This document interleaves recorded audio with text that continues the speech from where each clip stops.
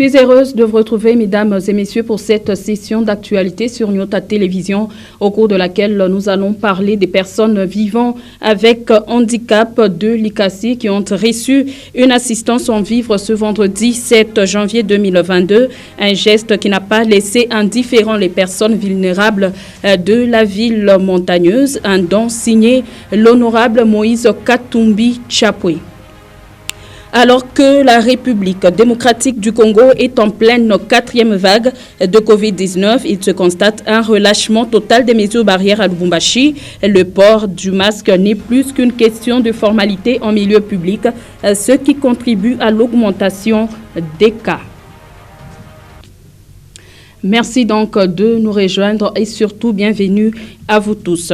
Après l'ICASI et Kipushi, c'est la ville montagneuse de l'ICASI qui vient de goûter aux bienfaisances de l'honorable Moïse Katumbi Chapwe. Ce vendredi 7 janvier 2022, le comité provincial de cette catégorie des personnes s'y est rendu pour la remise de ce don signé président Moïse Katumbi. C'est le bureau de l'entente urbaine des handicapés qui a servi de cadre pour cette cérémonie de courte durée. Alors, Gaylor Chamba, dites-nous un peu comment ça se passait là-bas à l'ICASI. Voilà, écoute, Lumière, c'est pratiquement une autre réalisation de l'honorable Moïse Katumbi Chapwe. Vous le savez, cette remise a commencé par la ville de Lubumbashi. Nous étions rendus à Kipushi et voilà, aujourd'hui, c'est la ville montagneuse de l'ICASI qui nous a accueillis. Les personnes vivant avec handicap qui sont justement autour de nous vont recevoir un don de l'honorable Moïse Katumbi Chapwe, comme ça a été fait dans d'autres villes de la province du Haut-Katanga. Alors, c'est justement un sentiment de joie, de mots sont vraiment nécessaires d'être dit ici pour l'honorable Moïse Katumbi Chapwe qui nécessite justement de donner, de propager les sourires à ses semblables et surtout cette catégorie de personnes souvent marginalisées dans la société. L'honorable Moïse Katumbi Chapwe, nous lui disons sincèrement merci. Si on avait un autre mot qui pouvait être beaucoup plus supérieur au merci, on le dirait, parce que les gestes qu'il vient de faire, c'est vraiment énorme. Nous lui disons sincèrement merci et nous sommes derrière lui pour l'accompagner dans toutes ses ambitions. Alors la remise, elle est faite effectivement ici dans la ville montagneuse de l'ICASI où les présidents de personnes vivant avec handicap de la province du Haut-Katanga, y compris son comité, ils se sont rendus pour pouvoir remettre ces dons de l'honorable Moïse Katumbi. Alors ce qu'on doit retenir, c'est que c'est justement une journée aussi spéciale pour cette catégorie de personnes depuis la ville montagneuse de l'ICASI, Gaylor Chamba, pour le compte de Nyota Radio et Télévision. Merci Gaylor Chamba pour cette intervention. Je l'ai également annoncé en début de ce journal, en cette deuxième année où le monde entier vit avec le coronavirus. À Lubumbashi, le port du masque devient de plus en plus facultatif. Certains couvrent juste le menton, chose qui n'est pas encouragée par les personnels soignants. Selon eux, le fait de ne pas porter correctement le masque, le fait de ne pas bien porter le masque engendre encore plus de maladies. Un reportage de Ben Kaembe, Mervin Kongolo et Arthur Kondé. C'est devenu presque une mode à Lubumbashi. Le masque se place désormais au menton chez certains louchois. Pour eux, le cache-nez est mis à sa place, peut-être qu'à l'entrée dans un lieu où cela est une obligation.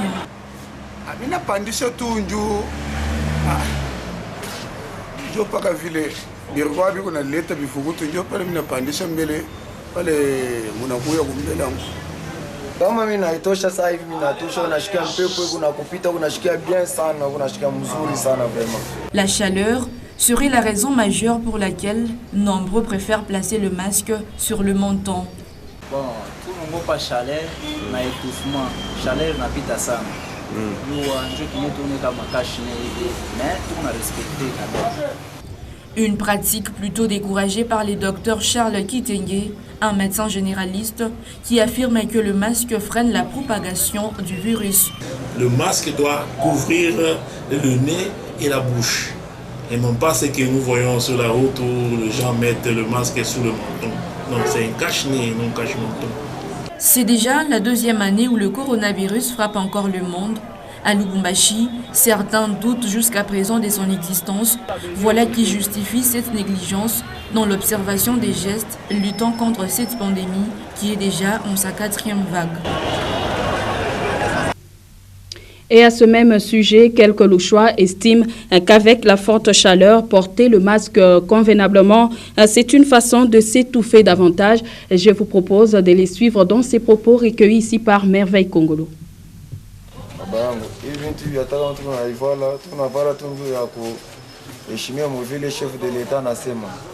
Usino kuna tuetufe sana na hiyo iko magari mauma iko tunapata na hii makashi tunashinda na kurespire vraiment.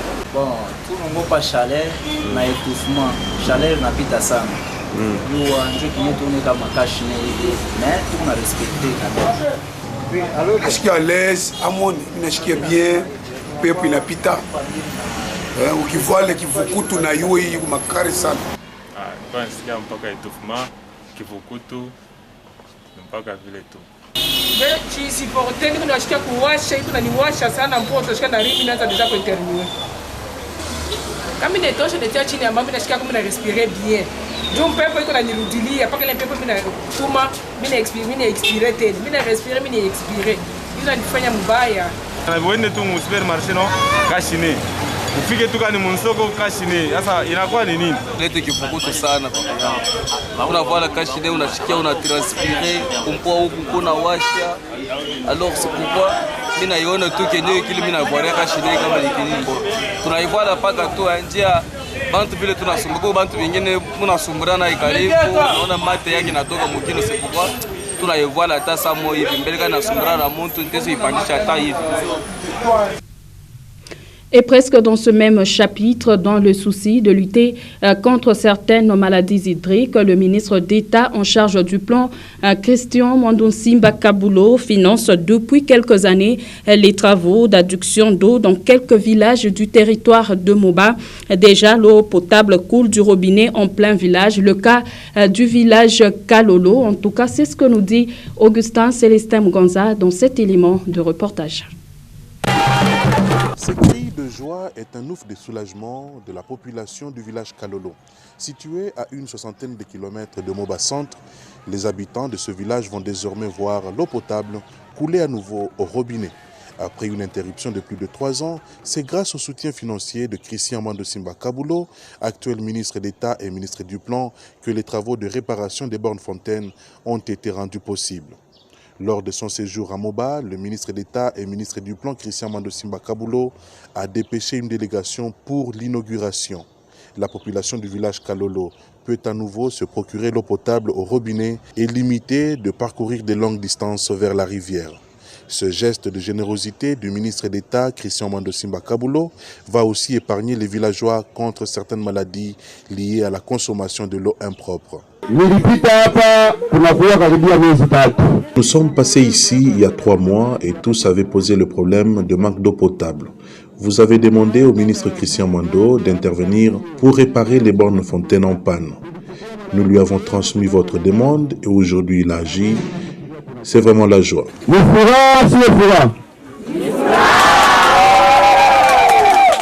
Un peu plus bas, dans les escarpins du village Kaala, dans le groupement Malibou, c'est un réservoir d'eau d'une capacité de 80 000 litres qui est en finissage. Il va seconder celui de 10 000 litres construit depuis plus de 25 ans. Ici aussi, les travaux exécutés par les ingénieurs locaux sont financés par Christian Mandonsimba Kabulo avant même de devenir membre du gouvernement. Avec ce réservoir de grande capacité, la distribution d'eau potable va s'étendre jusqu'à quelques villages environnants, dont Kumbula. La délégation envoyée par le ministre d'État et ministre du Plan, Christian Mandonsimba Kabulo, a aussi atteint le village Kayabala, chef-lieu de la chefferie du même nom. Ici aussi, quelques doléances ont été enregistrées.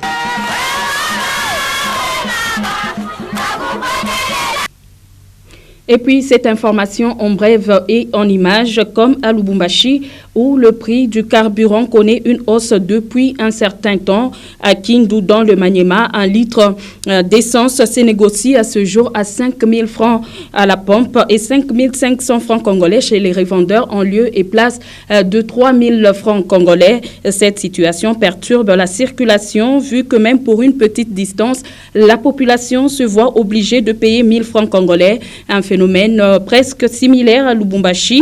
Bon nombre des stations-service sont fermées et dans les quelques-unes qui sont restées opérationnelles, des fils sont visibles car trouver du carburant devient un casse-tête. Autrefois à 8 000 francs congolais pour 5 litres. Aujourd'hui, ça se vend à 13 000 francs congolais. Et tout à fait autre chose. Évaluer l'avancement du parti UNAFEC, c'est l'objet du point de presse tenu ce vendredi 7 janvier 2022 par Laurent Kyungu. C'est au cadre de l'Union nationale des fédéralistes du Congo et coordination de la jeunesse a profité de la circonstance pour présenter le vœu pour la nouvelle année. Le point de presse s'est tenu en la résidence privée du patriarche Antoine Gabriel Kyungu Wakumwanza était également présent au cours de ce point de presse pour le compte de Nyota Radio et Télévision Ben Kaimbi. Affirmer son engagement pour la tenue du congrès au sein de l'UNAFEC, tel est l'objectif du point de presse organisé ce vendredi 7 janvier 2021 par Laurent Kyungu, fils du Mandela du Katanga. Nous nous sommes même mis d'accord que ça soit convoqué, qu'une réunion d'Assemblée générale soit convoquée afin que, au niveau du parti, le bureau politique national, que nous établissions la nouvelle vision, le chemin. Face au tumulte qui secoue le parti cher Antoine Gabriel Kyungu Wakumwanza, le coordonnateur de la jeunesse précise qu'il n'existe nullement un bicéphalisme à l'UNAFEC. Ainsi donc, la famille Kyungu reste déterminée à faire appliquer le statut du parti. Seul le Congrès pourrait déterminer l'avenir de l'Union nationale des fédéralistes du Congo. Il n'y a plus de temps à perdre. L'UNAFEC doit affûter ses armes en prévision des prochaines échéances électorales. Et pour ça, il faut une cohésion, a martelé Laurent Kyungu. Nous avons parlé longuement de la territoriale, les consorts, les nominations à venir. Est-ce qu'on le fera dans ces vacarmes? À lui d'ajouter que l'Union nationale des fédéralistes du Congo reste un allié de taille dans l'union sacrée pour la nation. Une idéologie, ou mieux, une tradition héritée du patriarche. C'est ce qu'on retient de l'honorable Angélique Kyungu dans son intervention au cours du point de presse. Nous sommes de l'UNAFEC. L'UNAFEC ne peut pas être prise en otage par un groupe. Nous nous approchons vers les élections. Nous n'allons pas rester comme ça, tourner en rond. Festivité oblige. Laurent Kyungu n'a pas manqué de présenter ses vœux à toutes les personnalités politico-administratives du pays. J'ai l'honneur de m'adresser à vous en ce début d'année 2022 afin de présenter tous mes vœux, les meilleurs, d'amour, de paix, de santé, de prospérité et de bonheur pour cette nouvelle année 2022. Le vivre ensemble, une lueur d'espoir pour l'Union nationale des fédéralistes du Congo, un parti éléphantesque créé par Antoine Gabriel Kyungu Wakumwanza. Et on va faire un saut au Lualaba pour vous dire qu'après leur mémo déposé au gouvernorat de province le lundi dernier, les exploitants miniers artisanaux ont été reçus par le vice-gouverneur et gouverneur intérimaire Fifi Masukasaini. L'objectif de cette rencontre vise l'annulation de la note circulaire du ministre national des Mines Antoinette Samba Kalamba et interdisant les engins dans les sites miniers. Suivez. Tunaongea naye ananiautorize ni bebe memo na vendredi atarecevoir ba president yenu kisha tutamipatia réponse avant tupeleke ku Kinshasa kwa ule ku destiné. C'était là la teneur de la promesse du patron de mine au Lualaba face aux exploitants miniers artisanaux de sa province qui lui remettaient les mémos le lundi dernier, réclamant l'annulation de la note circulaire du ministre national de mines Antoinette Samba. Chose promise, chose faite. Ces exploitants miniers artisanaux ont été reçus ce vendredi 7 janvier 2022 par la vice-gouverneure et gouverneur ad intérim du Lualaba. Et au sortir de cet entretien, tous les journalistes du Lualaba ont voulu en savoir plus sur cette démarche. En réponse, Maître Jacques Kaumba, représentant de toutes les coopératives minières du Lualaba, a manifesté son satisfait.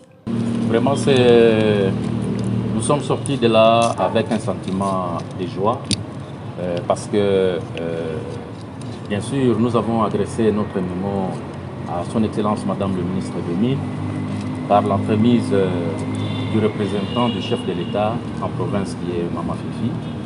Et à l'issue de notre entretien, nous sommes sortis avec un sentiment de joie. C'est-à-dire, le souci n'est pas seulement qu'elle transmette les mémos, mais on est venu aussi solliciter son accompagnement pour un plaidoyer fort en faveur des exploitants miniers en province du Lualaba.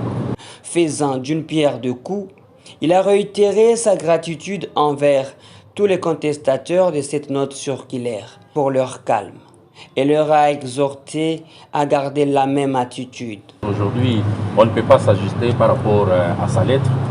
Madame la ministre, elle est humaine, elle est responsable et qui gère le secteur. Si elle a pris une décision qui aujourd'hui pose des problèmes par rapport au secteur, je pense qu'elle est prête à comprendre les soucis du secteur. Donc les artisanaux doivent se réserver en attendant la réponse finale qui sera incessamment donnée par la décideur elle-même. Il s'y est de souligner à titre de rappel que depuis la publication de cette note de la ministre des Mines le 20 décembre dernier, interdisant l'accès des engins dans les sites de l'exploitation artisanale, les exploitants miniers artisanaux ont de manière pacifique multiplié des actions dans le sens de voir cette note circulaire être annulée car, disent-ils, elle ne contribue pas au développement du secteur minier artisanal en RDC. On prend en présence Souzi Ogololo et Gelormoni qui nous signalent cet autre cas d'insécurité enregistré au quartier Naviundou, plus précisément sur l'avenue des Plaines et Kalombo. C'était la nuit du mercredi 5 janvier 2022. Une famille a été la cible de ces malfrats qui ont réussi à emporter quelques biens. Regardez. Ils ont tiré au total plus de 4 balles réelles pour terroriser cette famille située sur l'avenue Kalombo, coin de Plaine, au quartier Naviundou, dans la commune annexe. Ces présumés bandits à main armée ont opéré en toute quiétude la nuit du 5 au 6 janvier 2022.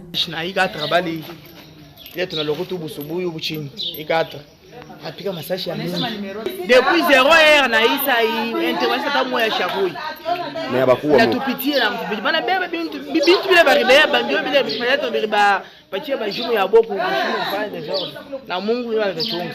À 0 mètres d'insouciate de la police, aussi un coin chaud des éléments de l'ordre, cette victime s'inquiète de l'insécurité qui prend une échelle vertigineuse. Ok, on y quartier tout karibu na bureau ya la police hapa. Bariweka barrière jana bushuku hapa karibu hapa. Hapa yule hapa peko ba FARDC. Mais tunashanga na isa hii atiaona hata soda moja hata la polisi moja. Pale mimi nilikuwa mnyumba mimi naangalia, mimi naona sasa basoda beko niingia bien armé. Bana ni désarmé kuniambia sema kama unasema wanatutuma hapa njoo kunyua mwebote. Mtupatie makuta yote ile mko nayo. Njui mashiko tetu kunapita kubalabala njoo kumilomba makuta kafe. Mbona tupatia ma 1000 francs na ma 500. Mimi makuta tena munikala nayo mtupatie hiyo. Kama mulete tutamiwa. Ce énième cas s'enregistre dans moins d'une semaine alors que la psychose gagne du terrain dans le quartier Kisonga et Gombela où les nuits se suivent et se ressemblent. 1214, c'est le numéro du journal La République paru ce vendredi 7 janvier 2022. Dans ce quotidien de Kinshasa, le confrère revient sur le projet Chile-Gelou et les conflits qui caractérisent les cadres UDPS. D'autres projets y ont été évoqués. Pascal Mwangala Marmotte l'a lu pour vous dans ce condensé.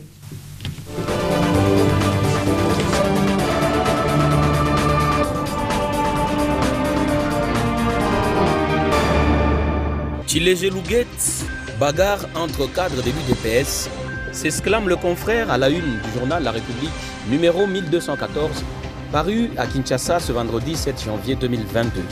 Bienvenue, mesdames et messieurs, à votre lu pour vous, sur votre chaîne. Tous ont volé, tous n'ont pas été arrêtés.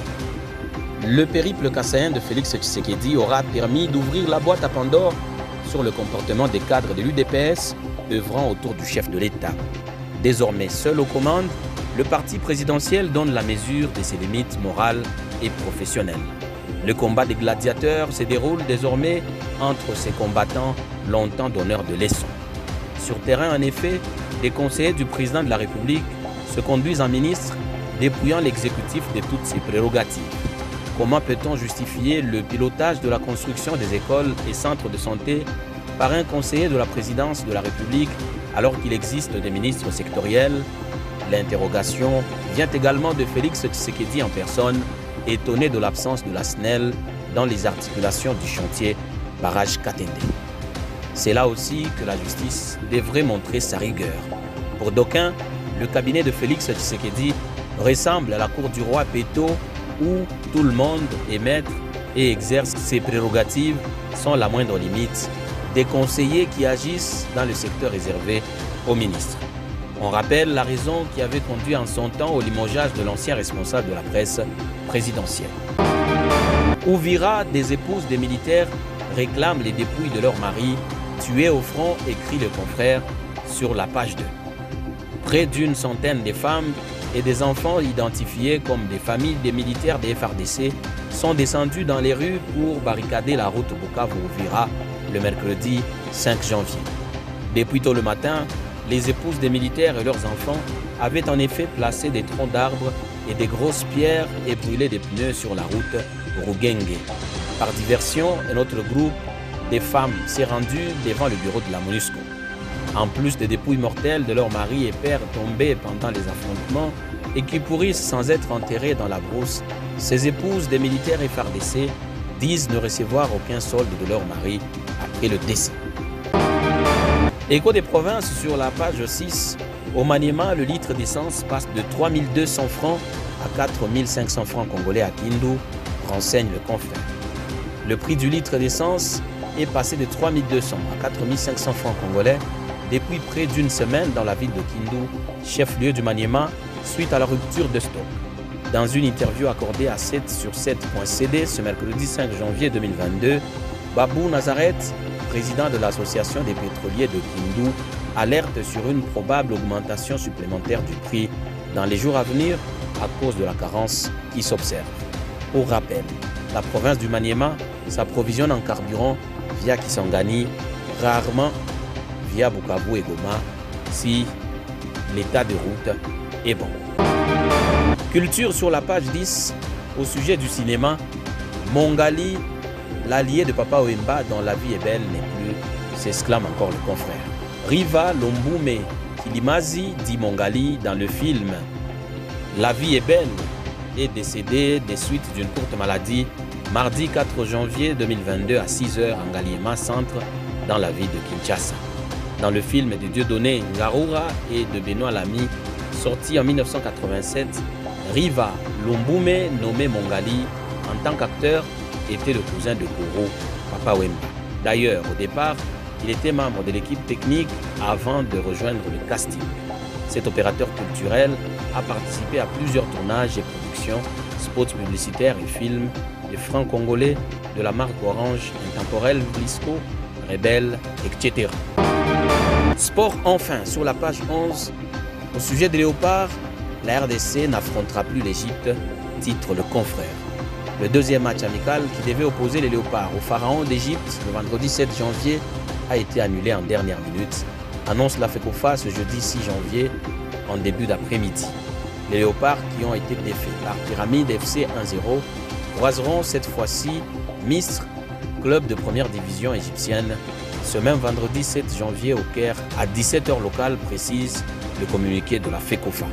Et c'est la fin de ce lieu pour vous sur votre chaîne et dont l'intégralité du journal est à retrouver sur www.nyota.net. Merci mesdames, merci messieurs de l'avoir suivi et surtout, tâchez de quitter cette terre en l'ayant rendu un peu meilleur que vous ne l'aviez trouvé.